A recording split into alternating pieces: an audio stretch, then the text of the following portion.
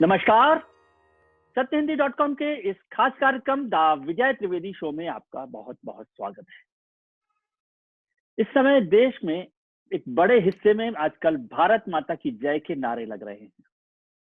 हर जगह, चाहे वो चुनावी सभा हो, रैली हो, प्रदर्शन हो, हर कोई भारत माता की जय कर रहा है। और इसके साथ साथ एक और शख्सियत, हिंदुस्तान की जो बड़ी शख्सियत है, पंडित जवाहरलाल नेहरू, देश के पहले प्रधानमंत्री, उनकी भी चर्चा हो रही है। लेकिन उसमें एक विरोधाभास मुझे दिखाई देता है कि जिन लोगों को उनके रास्ते पर चलना चाहिए, जो उनके फॉलोअर हैं, जो उनके समर्थक हैं, वो लोग नेहरू को याद नहीं कर रहे। लेकिन जो आलोचक हैं, जो क्रिटिक हैं, जो उनके साथ नाराजगी रखते हैं, वो आजकल नेहरू को बहुत याद कर रहे हैं। क्या ये नेहरू को याद करने का विरोधाभास हिंदुस्तान को किसी दूसरे रास्ते पर ले जा रहा है? इस सब पर चर्चा करने के लिए एक ऐसी खास शख्सियत मेरे साथ हैं जिन्होंने नेहरू पर बहुत स्टडी की है, बहुत अच्छा लिखा है, और एक बेहतरीन किताब उन्होंने 1.5 साल पहले लिखी थी, जो मेरे पास थी, जो मैंने पढ़ी। उसका नाम था हु इज भारत माता। करीब करीब 1.5 साल पहले आई, मैंने पूरी किताब पढ़ी। जवाहरलाल नेहरू को समझने के लिए, हिंदुस्तान को समझने की बेहतरीन किताब है। इस किताब की आज चर्चा इसलिए कर रहा हूँ क्योंकि अब उनकी किताब का एक हिंदी वर्जन, हिंदी अनुवाद आया है प्रोफेसर पुरुषोत्तम अग्रवाल साहब का। प्रोफेसर साहब, आपका बहुत बहुत स्वागत है। और धन्यवाद। मैं चाहता हूं कि आप बताएं कि आपकी जो हिंदी वाली किताब है वो भी दर्शकों तक पहुंचे, क्योंकि उससे एक बड़ी रीच लोगों के पास होगी। हिंदी के बड़े दर्शक हैं, और मेरी तो शिकायत भी होगी कि इतना टाइम आपने लगाया हिंदी में किताब को लाने में। विजय जी, सबसे पहले तो ये किताब देखें आप लोग, ये छपी हुई है, अभी 2 दिन पहले ही इसका लोकार्पण हुआ, और ये राजकमल प्रकाशन से छपी है किताब। कौन है भारत माता? इसकी एक विशेषता ये है कि ये अंग्रेजी किताब का अनुवाद तो है ही, लेकिन इस हिंदी संस्करण के लिए मैंने अलग से एक 30-35 पेज की भूमिका और लिखी है, जो हिंदी पाठकों के लिए एक विशेष उपहार जैसा है, क्योंकि वो अंग्रेजी में नहीं है, वो हिंदी संस्करण के लिए ही लिखी गई है। जहां तक आपकी शिकायत की बात है, तो एक सीरियस एकेडमिक काम के लिए 1.5 साल कोई बहुत ज्यादा वक्त नहीं है। हालांकि आप समझ सकते हैं, मतलब नहीं, वो मेरे जैसे हिंदी पढ़ने वाले लोगों की शिकायत। हाँ, नहीं, वो बिल्कुल सही है, और मैं समझ सकता हूँ कि आप लोग जर्नलिस्ट हैं, आपको लगता है कि, और जिस तरह चीजें दुनिया में, देश में इस समय हो रही हैं, तो मैं यही कह सकता हूँ कि हाँ, शायद और जल्दी आ सकती थी किताब, लेकिन अनुवाद में समय लगा, अनुवाद को फिर एक बार देखने परखने में, तो हाँ, लेकिन जल्दी आ सकती थी किताब। देर के लिए मैं माफी ही मांग सकता हूँ, और किताब आ गई है, तो आप लोग पढ़ेंगे, और जी। मुझे लेकिन मैं ये मालूम सोच पड़ेगा रहा कि हूँ सर, मैं ये सोच रहा हूँ कि 1.5 साल पहले जब आपने ये टाइटल दिया था, हु इज भारत माता, तो मुझे लगा कि प्रोफेसर साहब को थोड़ा सा कंफ्यूजन होगा। अब 1.5 साल से पूरा देश भारत माता की जय कर रहा है, अभी तक आप यही सवाल कर रहे हैं, आपको नहीं समझ आई बात कि हु इज भारत माता? पूरा देश में एक बड़ा हिस्सा भारत माता की जय कर रहा है, या जो लोग भारत माता की जय कर रहे हैं उससे आपको लग रहा है कि वो अभी भारत माता को नहीं समझ पाए? विजय जी, मुझे तो इस सवाल का जवाब तभी मालूम पड़ गया था जब मैंने राष्ट्रीय स्वाधीनता आंदोलन का इतिहास पढ़ा, खास करके जब मैंने जवाहरलाल नेहरू की ऑटोबायोग्राफी और उनकी किताब डिस्कवरी ऑफ इंडिया पढ़ी। और इसीलिए इस किताब का ये जो शीर्षक है, ये नेहरू की ही एक स्पीच के टाइटल से लिया गया है। जी, मैं समझ। और ये इसलिए लिया गया है कि जब आप भारत माता की जय करते हैं, तो किसी भी नारे या किसी भी इस तरह के रिटोरिक स्टेटमेंट के पीछे का भाव क्या है, ये साफ हो। ये सवाल खुद नेहरू ने उठाया है, और नेहरू ने लिखा है कि हम कहीं भी जाते हैं, आजादी के पहले की बात करते हुए, कि हम कहीं भी जाते हैं तो हमारा स्वागत भारत माता की जय के नारों से होता है। तो मैं लोगों से पूछता हूं कि जिस भारत माता की जय आप बोल रहे हैं, उसका मतलब क्या है? तो लोग बताते हैं अपने अपने ढंग से, और नेहरू बड़े सुंदर ढंग से उस बात को आगे बढ़ाते हैं कि हाँ, इस देश की धरती, इस देश के पहाड़ पर्वत, इस देश के नदी और खेत, और ये सब भारत माता है, इस सबसे हमें मोहब्बत है, होनी चाहिए। लेकिन असल में भारत माता है इस देश का निवासी, इस देश का इंसान, इस देश का नागरिक, यानी हर हिंदुस्तानी में भारत माता निवास करती है। और इसलिए भारत माता की जय का मतलब है इन साधारण लोगों की जय। तो जब आप कहते हैं कि भारत माता की जय, तो ये ध्यान में रख के चलिए कि भारत माता की जय का मतलब है आपकी अपनी जय, हमारी अपनी जय। जाहिर है कि नेहरू इस बात को स्वाधीनता आंदोलन के संदर्भ में कह रहे थे, और केवल उस संदर्भ में नहीं कह रहे थे, उसी जगह और आगे कई जगह आपने किताब देखी, आपको पता है कि जब हम कहते हैं भारत माता की हम कल्पना करते हैं, तो बहुत सुंदर ढंग से नेहरू ने लिखा है कि भारत माता की कल्पना एक बहुत ही वैभवशाली और एक बहुत सुंदर महिला के रूप में करते हैं, बहुत तेजस्वी महिला के रूप में करते हैं। लेकिन असली भारत माता तो ऐसी है नहीं इस समय। यानी इस देश का जो असली स्त्री पुरुष है, जो वास्तविक धरती पर है, वो तो गरीबी से परेशान है, लाचारी से जो परेशान है, साकार स्वरूप है भारत माता, जो साकार स्वरूप है। और नेहरू ने लिखा है कि गरीबी खूबसूरत नहीं। हम भारत माता की खूबसूरत तस्वीर बनाते हैं, लेकिन गरीबी खूबसूरत नहीं है। और भारत माता जब हम कहते हैं, तो उसी में नेहरू ये भी कहते हैं कि इसी भारत माता की कुछ संतानों को हमने किस तरह ट्रीट किया है, हम कैसा व्यवहार उनके साथ करते हैं। वो सीधे सीधे इशारा करते हैं छुआछूत की तरफ, कि उनमें से कुछ को तो हम अछूत मानते हैं। तो इसलिए भारत माता का मतलब है एक समग्र दृष्टि, सारे देश के लोगों को, सारे हिंदुस्तानियों को एक निगाह से देखने की नजर, उनके सभी के अधिकारों, उनकी जरूरतों और उनके कर्तव्यों का एक समग्र बोध। इसलिए ये महत्वपूर्ण हो जाता है। और जैसा आपने कहा कि ठीक है, बहुत सुंदर नारा है भारत माता की जय, देश की कल्पना माँ के रूप में करना बहुत मार्मिक है। लेकिन जैसे इस किताब में भी मैंने लिखा है कि क्या इस नारे में भारत माता की कुछ संतानों को बाहर छोड़ देना ये जरूरी और जायज है? क्या इस नारे में भारत माता की बहुत सारी संतानों की चीखों को शामिल करना जायज है? अगर हम भारत माता की जय कहते हैं, तो हमारे ध्यान में होना चाहिए कि हिंदुस्तान के एक एक आदमी की, एक एक औरत की जय। इसीलिए ये शीर्षक रखा गया है, कौन है भारत माता। और आप ध्यान दें कि शीर्षक में ये सिंगल इन्वर्टेड कॉमा में है। यस, इसीलिए सिंगल इन्वर्टेड कॉमा में है क्योंकि ये नेहरू का अपना सवाल, अपना जी, जी। और इस सवाल का जवाब नेहरू ने दिया है अपने अनुभव के आधार पर, उनका जो लोगों के साथ संबंध था, जो डायलॉग था, उसके आधार पर।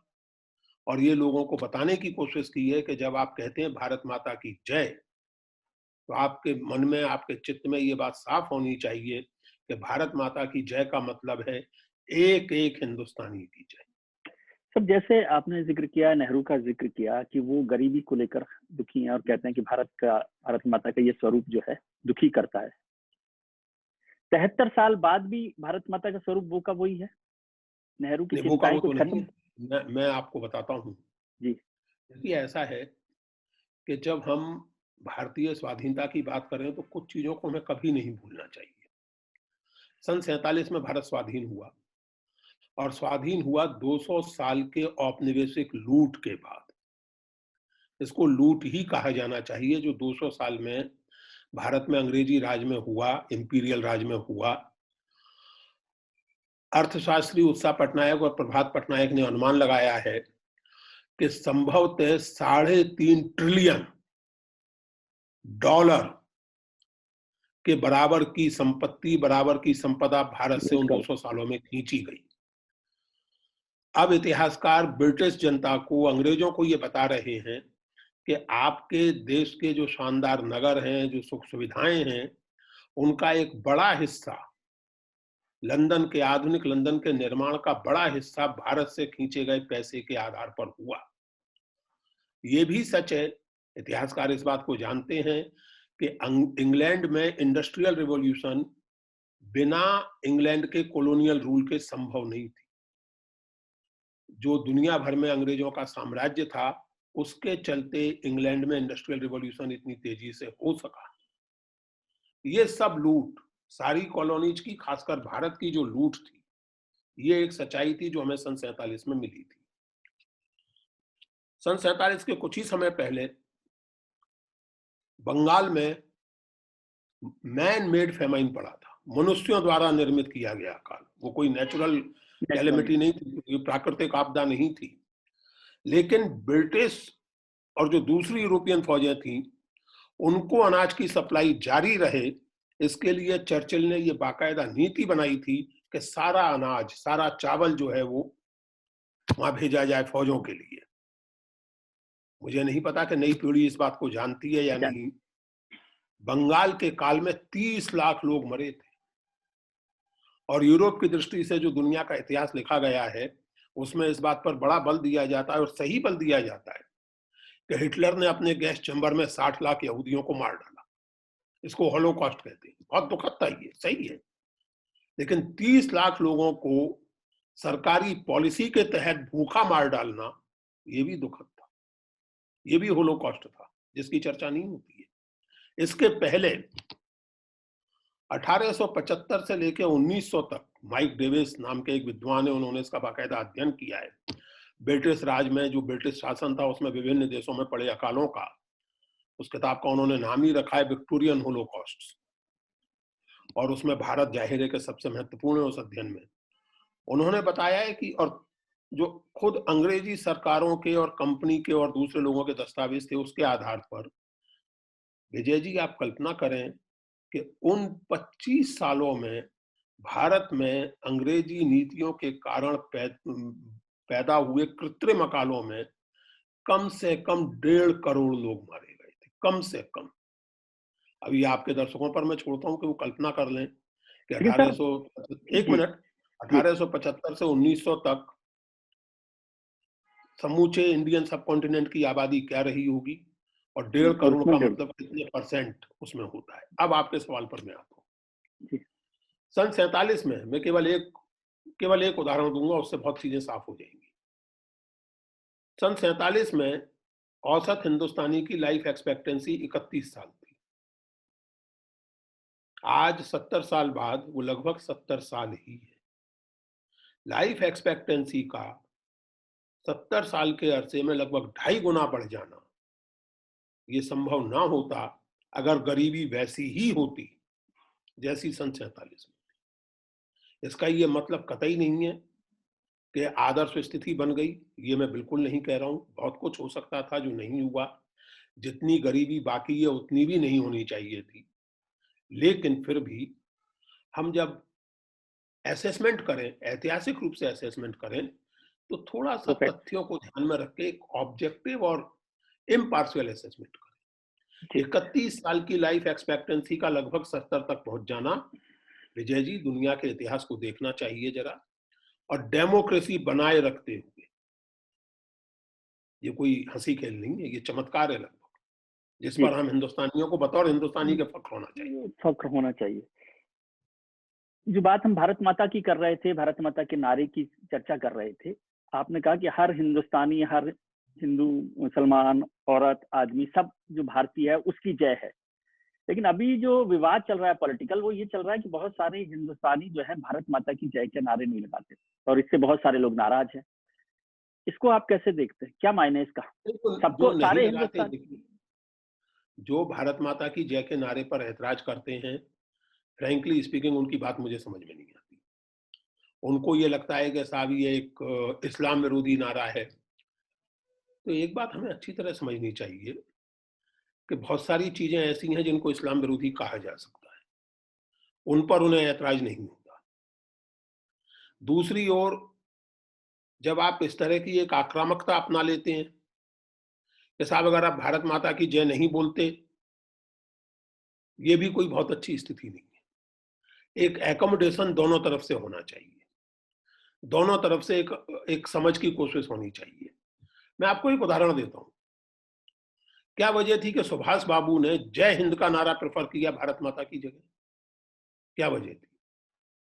उनकी इंडियन नेशनल आर्मी का नारा जय हिंद था, भारत माता की जय नहीं।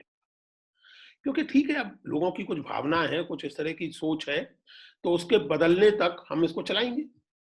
लेकिन दूसरी तरफ ये भी सही है कि आप भारत माता की जय के नारे को अगर एक ऐसा पॉइंट बना लें कि इसको बोलने से आप कहें कि इस्लाम खतरे में पड़ जाता है, तो ये बात मुझे समझ में नहीं आती है।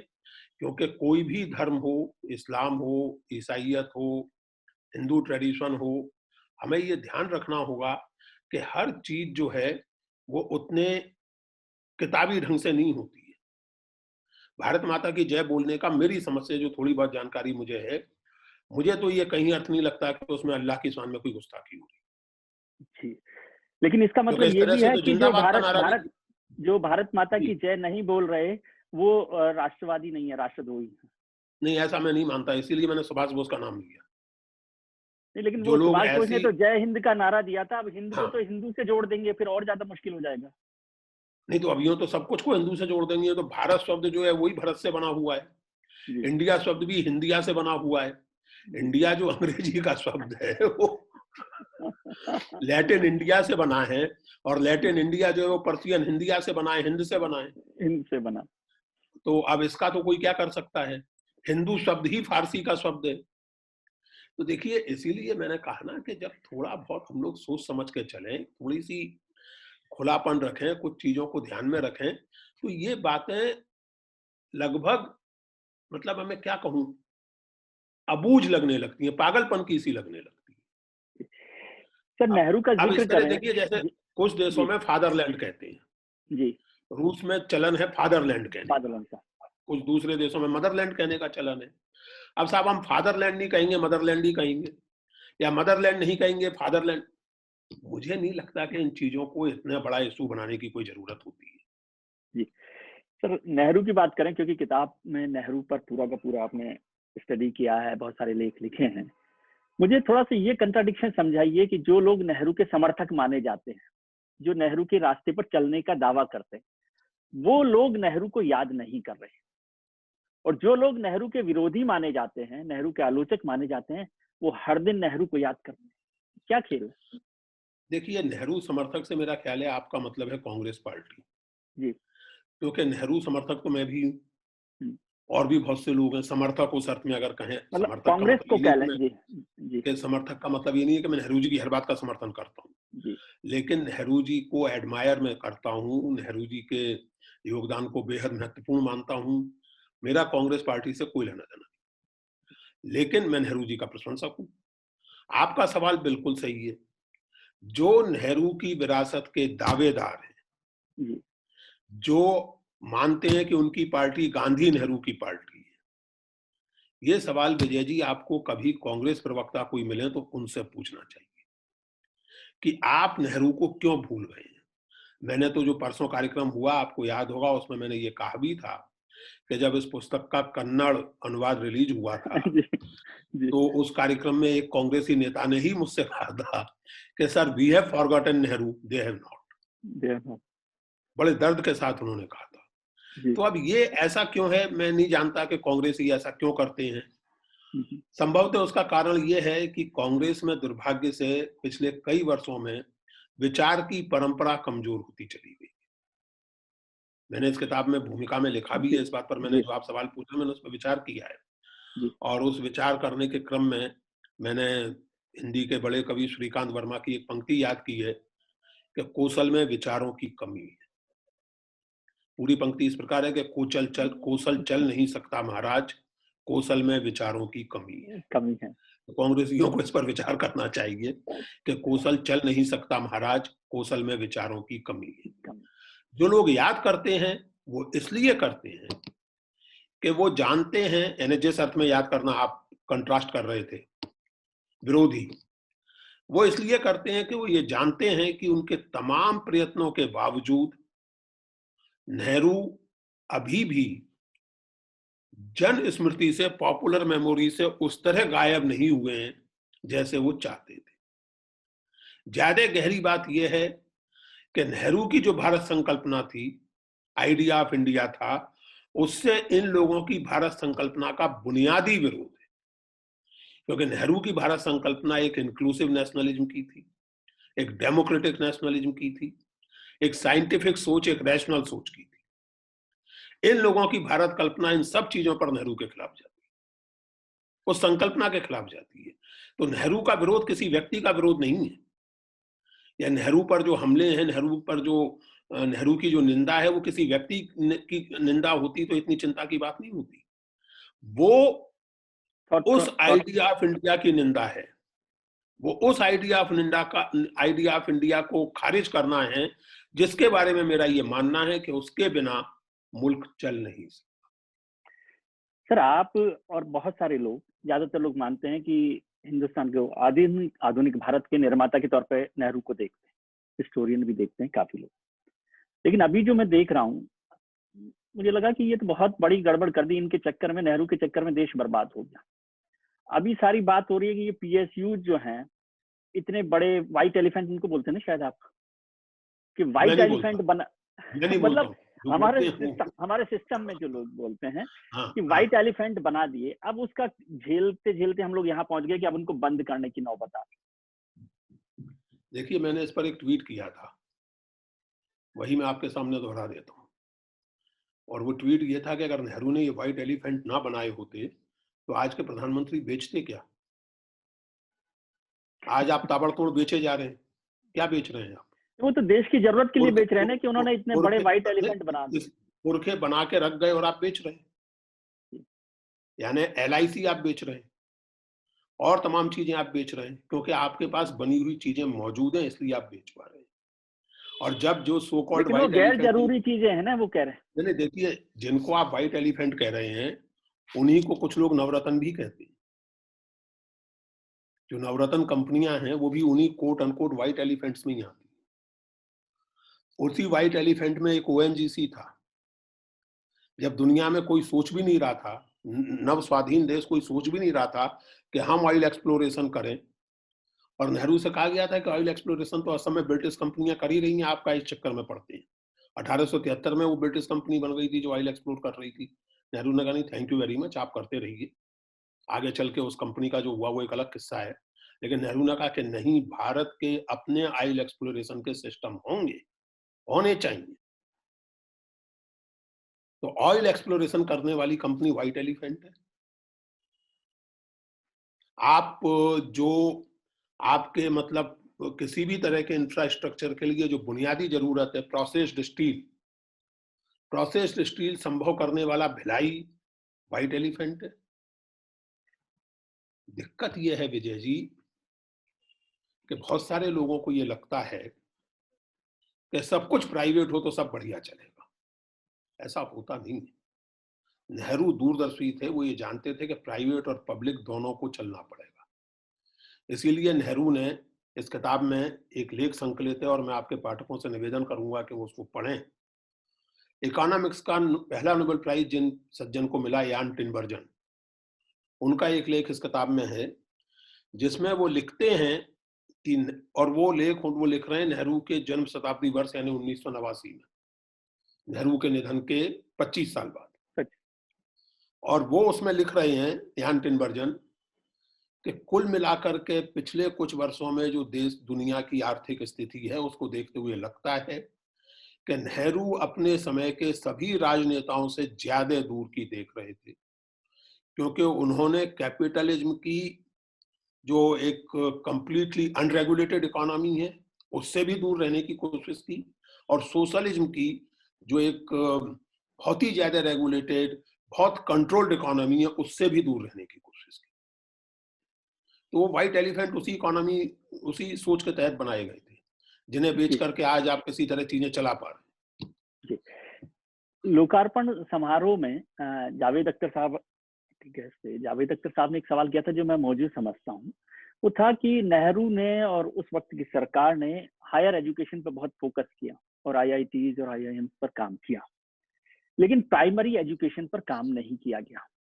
और प्राइमरी एजुकेशन पर काम नहीं हुआ, उसकी वजह से जो हायर एजुकेशन का फायदा आम हिंदुस्तानी को, गरीब आदमी को मिल सकता था, वो नहीं मिला, क्योंकि वो तो प्राइमरी नहीं पढ़ा, मिडिल क्लास ही नहीं पढ़ा, तो हायर एजुकेशन केवल सो कॉल जो बड़े लोग थे उनको उसका फायदा हुआ, और उसका नुकसान आज हिंदुस्तान को उठाना पड़ रहा है। सही बात है। चूंकि आपने लोकार्पण का जिक्र किया तो आपको याद होगा कि मैंने इस बात से पूरी सहमति प्रकट की थी, और मैंने कहा था कि मैंने जावेद साहब की बात में ये बात जोड़ी थी कि केवल रीच की बात नहीं है, कंटेंट की भी बात है। ये निश्चित रूप से नेहरू की या नेहरू सरकार की कमियों में से, उनकी खामियों में से एक थी कि प्राइमरी और बेसिक एजुकेशन की रीच और उसके कंटेंट पर उतना ध्यान नहीं दिया गया जितना दिया जाना चाहिए। इस बात को स्वीकारने में मुझे कोई दिक्कत नहीं है।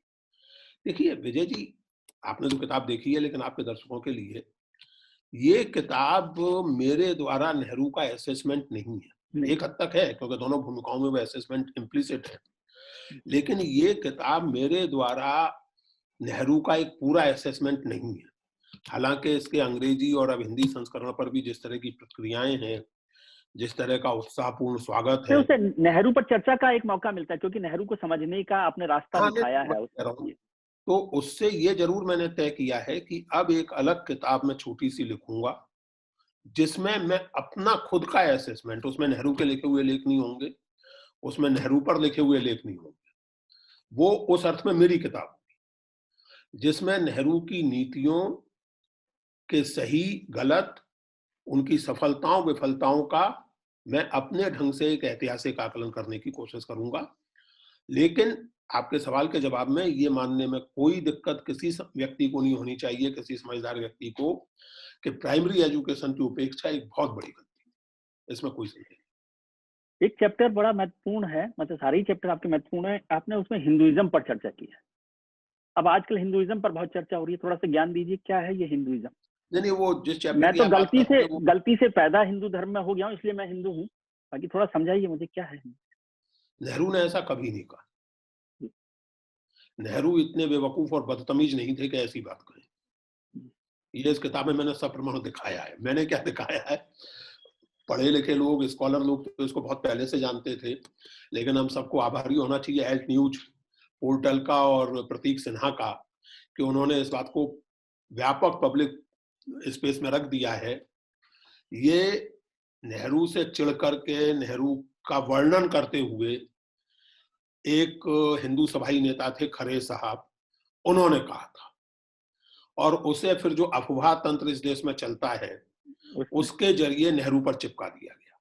विडंबना ये है कि ये अफवाह, ये बात मैंने अपने बचपन में सुनी है और आज के बच्चे भी सुनते हैं। यानी पिछले 60-70 साल से चली आ रही है कि नेहरू ने ये बेतुकी बात कही थी, लेकिन कांग्रेस ने इसका कितना प्रतिवाद किया इसका कोई प्रमाण नहीं मिलता। ये दुखद है। सर कांग्रेस एट में द तो अब सेम टाइम, हिंदू बनने की रेस हो रही है। विजय जी एक मिनट, जो सुखद बात है वो ये कि मैंने इस किताब के आने के सिलसिले में सोशल मीडिया पर एक क्विज चलाई थी, प्रश्नोत्तरी चलाई थी 7 दिन जी कि हाँ, नेहरू के बारे में 7 काफी सवाल, और वो काफी इंटरेस्टिंग है। Multiple choice question. तो मुझे जो बहुत अच्छा लगा उसमें छठा सवाल यही था कि ये वक्तव्य जवाहरलाल नेहरू ने कब दिया। उसमें चॉइस या कभी नहीं दिया या 1936 में वगैरह वगैरह। मुझे ये जान के बड़ा आनंद हुआ विजय जी, और ये सोशल मीडिया का एक अच्छा रोल मैं मानता हूं, कि आधे घंटे के अंदर अंदर 100-150 लोगों ने लिखा कि किसी कभी नहीं कहा नेहरू ने, कभी नहीं कहा। तो मैंने घंटे भर में दूसरा सवाल लगाया और मैंने लिखा कि अपने क्विज के छठे सवाल की विफलता से मैं बहुत प्रसन्न हूं, इसलिए उस सवाल को कैंसिल माना जाए। अब ये छठा सवाल में लगा रहा हूं। नेहरू ने कभी नहीं कहा। नेहरू की इसीलिए मैंने उसकी ऑर्गेनाइज्ड चर्चा रिलीजन में दिलचस्पी नहीं थी, की। लेकिन किसी हिंदू परंपरा हो या इस्लाम हो या ईसाइयत हो, इस तरह के कंटेंट के साथ नेहरू किसी धर्म के बारे में बात नहीं करते। बेकार की बात है, कभी नहीं कहा नेहरू ने ऐसा।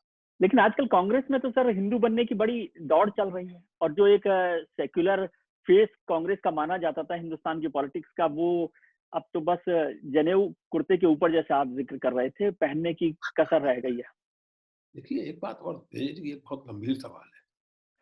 सहज रूप से हिंदू होने या सहज रूप से मुसलमान होने और सेकुलर होने में कोई विरोध नहीं।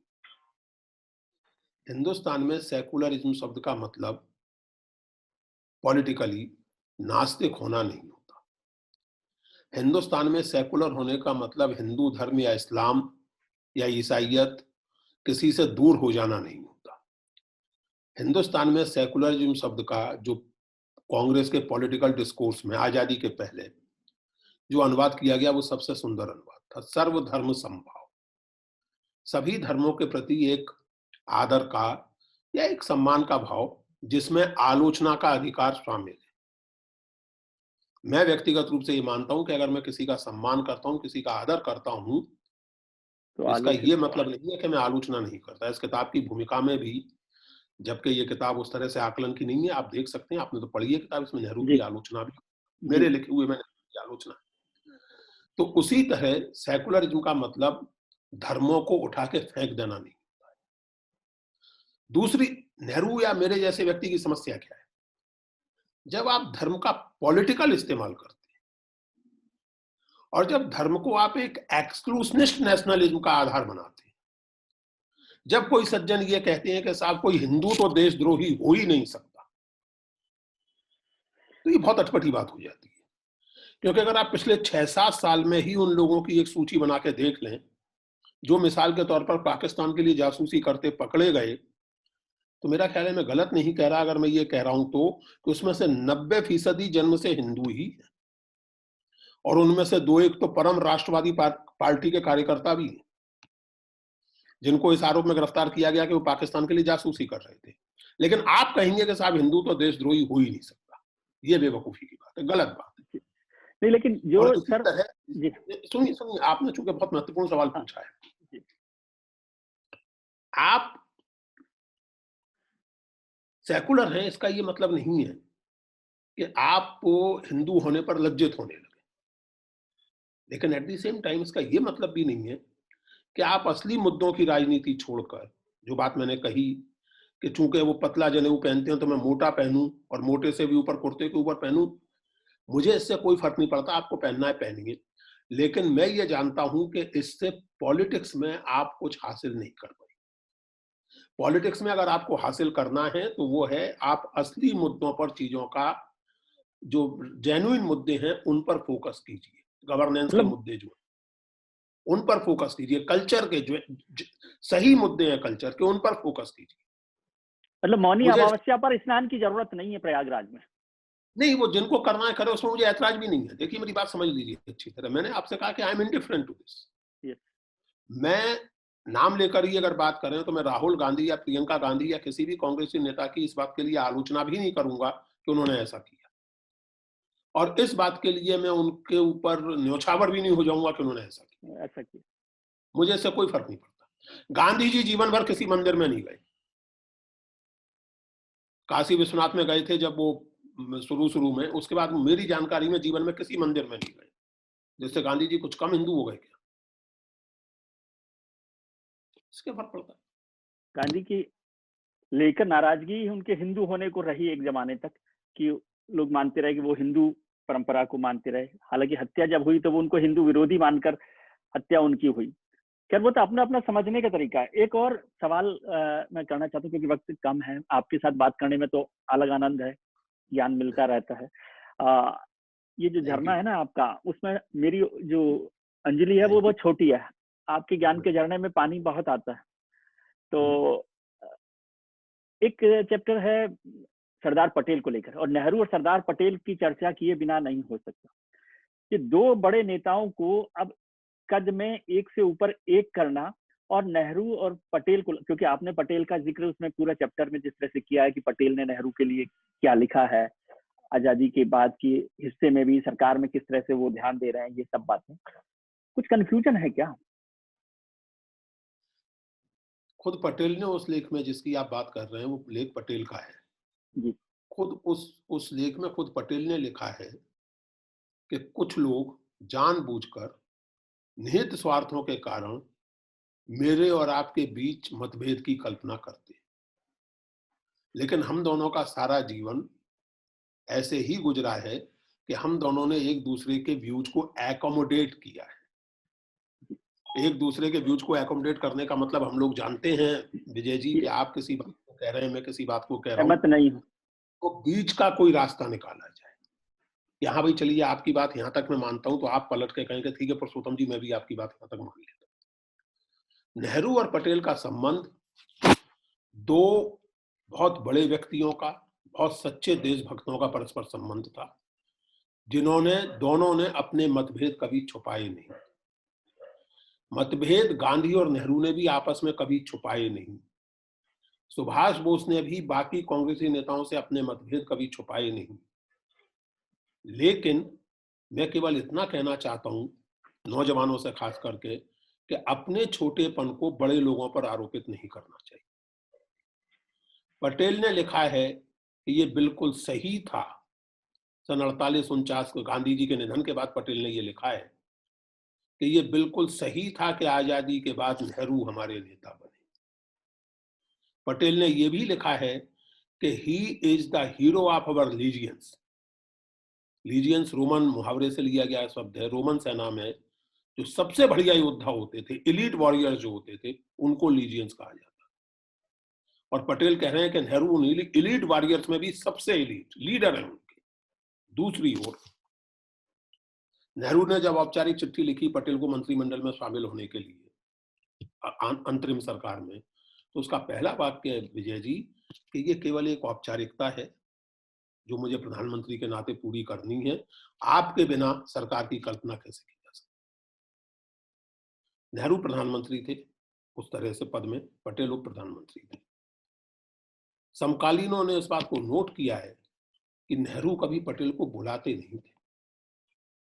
अगर कोई ऐसी बात करनी हो जो फाइलों और फोन के जरिए ना हो सके, तो नेहरू खुद पटेल के दफ्तर या उनके घर जाया करते, उन्हें तलब नहीं करते थे। तो ये परस्पर सम्मान की बात थी।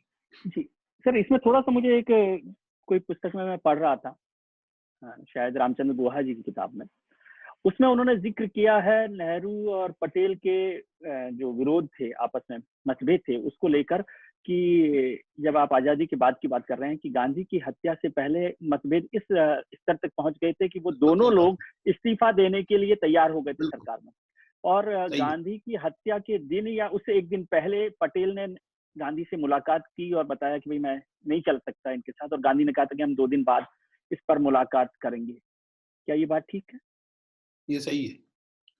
ये वास्तविकता है कि पटेल उस समय न केवल नेहरू से बल्कि गांधी से भी खिन्न थे, क्योंकि गांधी जी ने जो 12 जनवरी से अपना अंतिम उपवास शुरू किया, जी, और उसको पटेल ने इस तरह लिया कि जैसे गांधी जी दिल्ली में जो कम्युनल सिचुएशन है उसकी जो मैं हैंडलिंग कर रहा हूं उससे संतुष्ट नहीं है। इस बात को पटेल के बायोग्राफर्स ने भी नोट किया है, गांधी के बायोग्राफर्स ने भी, और वैसे भी लोगों ने नोट किया है। तो पटेल गांधी जी से भी बहुत खिन्न थे उस लिहाज से, और नेहरू से तो थे ही। और नेहरू और उनके बीच में उस समय काफी एक जिसे कहें कि तनाव जैसा था।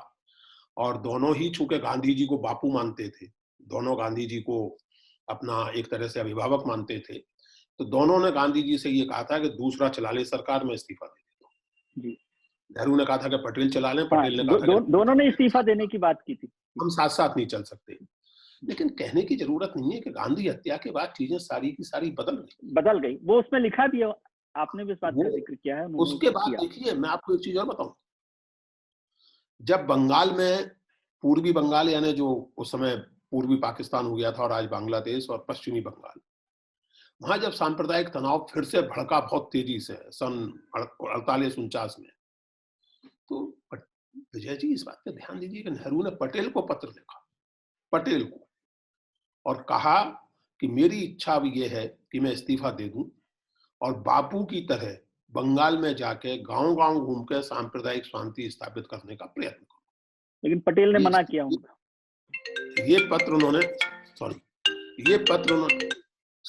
सॉरी माफ कीजिएगा, ये पत्र उन्होंने पटेल को लिखा, और पटेल ने कहा कि नहीं, ये संभव नहीं है, नेतृत्व आपको ही करना है। ये संबंध का स्तर था। वरना अगर आजकल के राजनेता जैसे होते तो पटेल तो कहते कि वाह, तुरंत कीजिए, आप जाइए वहां और यहाँ मैं संभाल लूंगा, कोई चिंता की जरूरत नहीं है। लेकिन पटेल ने कहा कि नहीं। एक सवाल जिन्ना से जुड़ा करना चाहता हूँ जी, लेकिन उससे पहले पटेल का आपने जिक्र किया है, तो पटेल को लेकर अभी तक ये बहस चलती रहती है कि भाई नेहरू की बजाय पटेल प्रधानमंत्री होते तो देश की सूरत दूसरी होती। आपने दोनों को स्टडी किया, आप क्या कहते हैं? देखिए, ये तो मैंने आपको पटेल को उद्धृत कर दिया। अब इसके आगे पटेल से ज्यादा पटेल को समझने वाले लोग तो आजकल हो नहीं सकते। मैंने इसी सवाल को एक तरह से प्रियम्प्ट करते हुए पटेल को उद्धृत किया, पुस्तक में भी है वो, कि सर्वथा उचित है कि इस समय नेहरू हमारा नेतृत्व कर रहे हैं, पटेल ने लिखा है। देखिए, नेहरू की इस बात से सब वाकिफ थे और सब समझते थे। गांधी जी ने जब सन 42 में कहा तो उन्होंने पटेल का नाम लेके कहा था कि मैं ये कहना चाहता हूं कि सरदार नहीं, राजा जी नहीं, क्योंकि आपने रामचंद्र गुहा का जिक्र किया, तो रामचंद्र गुहा ने इस बात को बारंबार नोट किया है कि राजा जी, गांधी जी के लिए 3 व्यक्ति बहुत महत्वपूर्ण, अलग अलग कारणों से। वो राजा जी की सलाह बहुत ध्यान से सुनते थे, पटेल की बात बहुत सुनते थे, नेहरू की बहुत ध्यान से सुनते थे। और तीनों अपनी अपनी अप्रोच में एकदम भिन्न थे। तीनों की समझ अलग अलग तरह की थी। गांधी जी तीनों को मान देते थे और तीनों से काम लेते थे। तो गांधी जी ने इसीलिए दो लोगों को नाम लेकर रूल आउट किया कि मेरा उत्तराधिकारी जवाहर नेहरू। होगा, सरदार जी नहीं, राजा जी नहीं। जी। खुद सरदार ने कहा कि सर्वथा उचित किया गांधी जी ने, ये अच्छा है कि इस समय नेहरू हमारा नेतृत्व कर रहे हैं। अब इसके बाद जिन लोगों को ये लगता है कि पटेल प्रधानमंत्री होते तो ज्यादा अच्छा होता, वो अपनी समझ के बारे में खुद जाने। इस पर आपने जैसा कहा कि मैं पूरा पूरा ट्यूटोरियल ले सकता हूं, लेकिन जाहिर है कि उसका समय नहीं ठीक है, है। अभी समय। एक सवाल और, क्योंकि बहुत वक्त की थोड़ी सी इजाजत मुझे नहीं दे रहा, कि जिन्ना को लेकर भी जो मतलब खासतौर से पार्टीशन की जब बात कर रहे हैं हिंदुस्तान की आजादी की, तो नेहरू पर आरोप सीधे लगाए जाते हैं कि क्या? आपको लगता है कि मतलब जिन्ना को समझने में नेहरू ने और कांग्रेस के उस वक्त के लीडर्स ने गलती की 1930 में, जब वो मांग कर रहे थे, बात कर रहे थे, और जिस तरह का पूरा माहौल बना था, यदि उस समय सब जिन्ना को सर ये माइथोलॉजी है। मैं आपके दर्शकों को केवल एक किताब इस समय रिकमेंड करना चाहता हूँ। नहीं, मतलब पाकिस्तानी बहुत सारे मूल लोग सीधा कहते हैं कि नेहरू जिम्मेदार है पार्टीशन के लिए, इसको यदि मैं ऐसे कहूँ। मैं ऐसे लोगों के बारे में यही कह सकता हूं कि भगवान इन्हें सद्बुद्धि दे, और उनसे ये निवेदन कर सकता हूं कि थोड़ा ध्यान से इतिहास पढ़ें, व्हाट्सएप यूनिवर्सिटी पर भरोसा करना बंद कर दें। इसीलिए मैं एक किताब रिकमेंड कर रहा हूं जो मेरी निजी तौर से कोशिश है कि जल्दी से जल्दी हिंदी में आ जाए। पाकिस्तानी मूल के एक इतिहासकार हैं प्रोफेसर इश्तियाक अहमद, वो यूरोप में रहते हैं। उन्होंने अभी लेटेस्ट बायोग्राफी जिन्ना की उन्हीं की लिखी हुई मानी जाती है। जिन्ना मोटी सी किताब है, पेंगुइन से छपी है भारत में। उसे पढ़ लें तो भली भांति समझ में आ जाएगा कि पार्टीशन के लिए कौन जिम्मेवार था, और जिन्ना को समझने में कांग्रेसी नेता गलत थे या नहीं थे, और जिन्ना की पॉलिटिक्स में टर्न कहां से आना शुरू हो गया। ये सब बहुत बचकानी बातें हैं कि साहब पार्टीशन के लिए नेहरू जिम्मेवार थे, गांधी जिम्मेवार थे, फलाने जिम्मेवार नहीं, थे। मतलब उनका कहना था कि यदि जिन्ना को मौका दे दिया जाता शेयर, हाँ, पावर शेयरिंग में। वो 1929 के बाद संभव नहीं था। 1929 में जो मोतीलाल नेहरू कमेटी रिपोर्ट थी 1929 की कांग्रेस में, उस पर जिन्ना का जो रवैया था वो इतना अड़ियल था और इतना गलत था। इसीलिए मैं इश्तियाक अहमद की किताब रिकमेंड कर रहा हूँ। इश्तियाक अहमद ने इस बात पे विस्तार से विचार किया है। मजेदार बात यह है कि पार्टीशन के लिए जिम्मेवारों का नाम गिनाते समय लोग चर्चिल का नाम नहीं लेते जी और उन सारी स्थितियों का नाम नहीं लेते जो चर्चिल बना रहे थे। और वो चर्चिल बना। उन्हें मैं कहूंगा कि इश्तियाक अहमद की किताब इस लिहाज से बहुत मूल्यवान किताब है, जी और मेरी कोशिश है कि वो जल्दी से जल्दी हिंदी में आए। जी। आखिरी सवाल सर, नेहरू को आज जब उनका कद लगातार छोटा करने की कोशिश की जा रही है, मैं इन्वर्टेड में कह रहा हूँ, कद छोटा होगा कि नहीं, उसको आप कैसे देख रहे हैं? क्या नेहरू को हम खत्म करेंगे? क्योंकि जिस तरह से हम लगातार एक के बाद एक लीडर्स की, क्योंकि आपने भी कहा कि कंटेंट की, जब एजुकेशन की आप बात कर रहे थे तो आपने कहा कि कंटेंट में भी कमी थी, तो कंटेंट ही तो चेंज कर रहे हैं अब आजकल हम लोग। देखिए, मैंने इस किताब में ये भी लिखा है कि हर व्यक्ति की हर चीज की आलोचना हो सकती है, होनी चाहिए। आलोचना का प्रस्थान बिंदु क्या है, आप किस कोण से आलोचना कर रहे हैं। इसी किताब में मैंने एक मजेदार उदाहरण दिया है। वही भारतीय लोकतंत्र की लाख कमियों की आलोचना की जा सकती है, इंडियन डेमोक्रेसी की। आलोचना का एक प्रस्थान बिंदु ये भी हो सकता है कि साहब भारतीय लोकतंत्र में धर्म संसद क्यों नहीं है, जैसे कि ईरान में मजलिस शूरा है, और जो ओवरराइड कर सकती है डेमोक्रेटिकली इलेक्टेड गवर्नमेंट के किसी भी फैसले। जो लोग उस तरह की धर्म संसद भारत में देखना चाहते हैं, उनके लिए फिर मैं कहूंगा कि भगवान उनको सद्बुद्धि दे। दूसरी बात ये कि नेहरू का कद छोटा करने की, तो देखिए पॉलिटिक्स में आप कद छोटा बड़ा कर सकते हैं, आप स्कूली किताबें अपने ढंग से लिख सकते हैं, बदल सकते हैं, स्कूली किताबों के बाहर भी आप बहुत कुछ कर सकते हैं। और जब जैसा हमने कहा कि जो नेहरू के वारिस हैं उनकी तरफ से लापरवाही हो तो ये हो सकता है, लेकिन ऐतिहासिक आकलन में नेहरू का कद कोई छोटा नहीं कर सकता। कोशिश हो रही है और मैं बहुत ईमानदारी से कहूं कि बड़ी हद तक कामयाब हुई है कोशिश। कई बार लोग कहते हैं, एक जगह मैं बोल रहा था नेहरू पर, तो कांग्रेस के एक बड़े नेता ने कहा, मैं नाम नहीं लेना चाहता, बहुत बड़े नेता, कि साहब देखिए झूठ के पैर नहीं होते, झूठ चल नहीं सकता। तो मैंने उस पर एक बात कही थी, जो उन सबको ध्यान में रखनी चाहिए, जो सवाल नेहरू का नहीं है, जो देश के लोकतांत्रिक और इंक्लूसिव ढांचे को पसंद करते हैं, इसको प्यार करते हैं। ये बात ध्यान रखनी चाहिए विजय जी, हम सबको, आपके दर्शकों को, हम सबको, कि झूठ के पैर नहीं होते, पर होते हैं। जितनी देर में सच जो है जूतों के फीते बांध रहा होता है, उतनी देर में चक्कर लगा लेता है। इसलिए अफवाहों को और झूठों को लाइटली नहीं लेना चाहिए, उनसे फर्क पड़ता है, और उसका प्रतिवाद करना चाहिए। नेहरू के साथ जो हुआ है वो इस बात का क्लासिकल उदाहरण है। अब ये अफवाह के नेहरू ने ये बेहुदा स्टेटमेंट दिया था कि I M Hindu by accident, ये 60 साल से चली आ रही है, और कांग्रेस के नेता सोच रहे हैं कि झूठ के तो पैर नहीं होते। अरे भैया, पैर नहीं होते, आप फीते बांध रहे हैं, आपका सच जो है वो जूतों के तस्मे बांध रहा है, तब तक झूठ जो है वो सारे हिंदुस्तान का चक्कर लगा चुका है। तो ये ध्यान रखना चाहिए। चलिए सर, आपके साथ तो बातचीत खत्म करने का मन नहीं करता, लेकिन वक्त इजाजत नहीं दे रहा है। बहुत बहुत शुक्रिया आपका कि आपने मेरा ज्ञानवर्धन किया। आपका जो ज्ञान का झरना है उससे छोटी सी अंजलि मेरी भर पाई है, लेकिन बहुत शुक्रिया कि आपने ये वक्त निकाला इसके लिए। और मैं फिर से दर्शकों को कहूँगा, मेरे पास अभी अंग्रेजी वाली को भी ये किताब मैंने पूरी पढ़ी है, इस किताब को पढ़ना चाहिए, क्योंकि हिंदी वाली किताब दिखा, हाँ आप जरूर दिखाइए, क्योंकि सच जानना जरूरी है। हाँ, ये आपने सही कहा, सच जानना जरूरी है, इसलिए पढ़िए, फिर राय बनाइए, उसके बाद राय बनाइए अच्छी। राजकमल प्रकाशन को और प्रोफेसर पुरुषोत्तम अग्रवाल जी को, दोनों को बहुत बधाई और बहुत शुक्रिया। आप अपना ख्याल रखिए और उनका ख्याल रखिए जो आपका ख्याल रखते हैं। शुक्रिया। Thank you very much. Thank you Vijay ji, thank you so much. Satya Hindi का ऐप डाउनलोड करें गूगल प्ले स्टोर पर।